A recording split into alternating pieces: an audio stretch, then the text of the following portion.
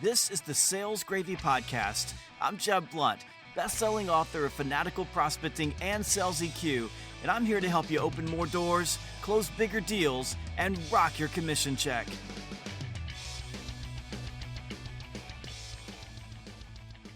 You're the kind of person who is always working to get better.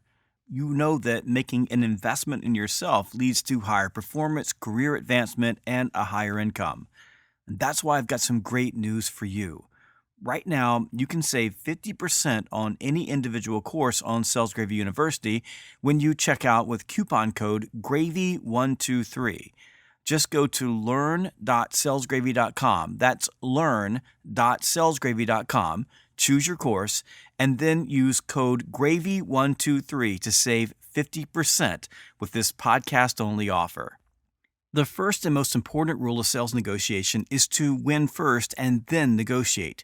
In other words, avoid negotiating price, terms, or conditions until the buyer or stakeholder group has chosen you as their preferred vendor or solution. Until that point, you are not negotiating. You may be dealing with objections, you might be in a bidding war with your competitors, you might be giving away all your leverage for free, or giving away the house and your commission check as you negotiate with yourself. But you are not negotiating. Negotiation begins after the sales process ends. Once the stakeholders have made the choice for you, it dramatically changes their motivation curve. It brings down emotional walls and turns the opaque transparent. It makes it easier to gain consensus on a deal. Most importantly, stakeholders are much more likely to see the deal through to an outcome, reducing the probability that your deal stalls in the negotiation stage.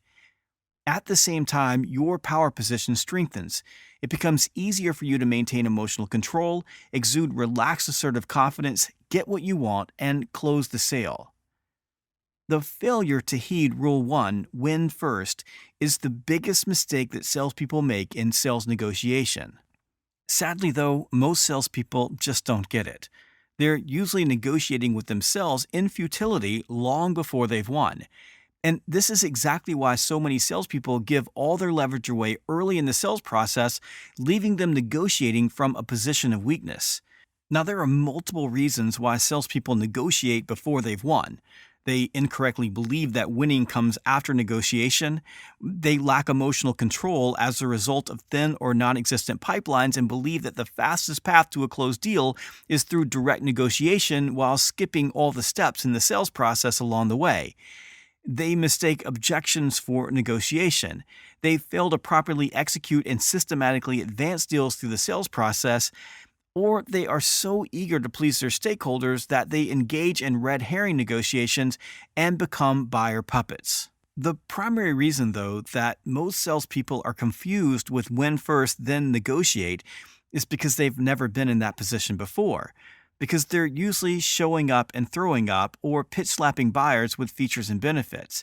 And along the way, they're offering no unique solutions or bridging their product or service to measurable business outcomes that align with the buyer's metrics that matter. And this leaves them battling for price from the very first conversation, often lowering their price in the first few minutes of the initial meeting with the stakeholder. And because they look the same as every other salesperson, the only place to differentiate on is price, and that's exactly where buyers hammer them. These salespeople think they're negotiating, but they are only negotiating with themselves, not the buyer. And this leads to feelings of frustration, that they're always at the mercy of buyers, that their prices are always higher than their competitors, and that they're caught between a rock and a hard place. Buyers who demand price concessions and their leaders who tell them that they need to negotiate harder. And the result is diminished confidence, miserable one-sided conversations with buyers, and lost commission checks.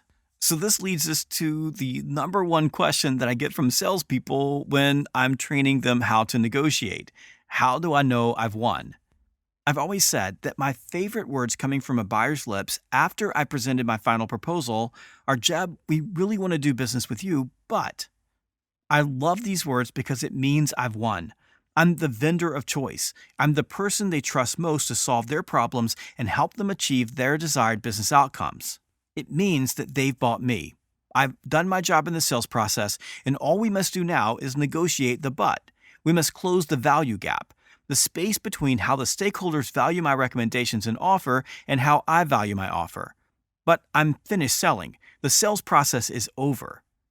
Now, the term offer is important. I don't negotiate until a formal proposal has been delivered. Until that point, I may be dealing with hard questions and objections. The stakeholder may even ask me to make a price concession in order to start the negotiation, but until I'm selected, I hold the line because I am not negotiating. Now, a proposal is essentially a written offer to buy, a presentation, a quote, a formal proposal, a RFP response, or a contract that you present. And in simple transactional sales, it may be a verbal offer, and many times it's the published price list. But there cannot be a negotiation on price or terms and conditions until an offer is made. Before that point, you may acquiesce, you may make concessions, but in doing so, you are only negotiating with yourself, which serves to strengthen the other side's position and weaken yours. In some cases, you'll know that you've won because there's an explicit choice. Your stakeholder will tell you outright that they want to do business with you. In other cases, especially in complex deals that go through an RFP or tender process, your prospect may specifically award you the contract with the caveat that you will need to negotiate specific terms and go through their contracting process. In other situations, there is an implicit choice. This requires you to pay attention to your intuition and apply deep listening. You'll be paying attention to how they treat you, how open and transparent they are with answering questions, their comments about competitors, and how effective you are at aligning their buying process to your sales process. In larger deals in which you have a coach or an executive sponsor, you may get informal word that the stakeholder group has selected you.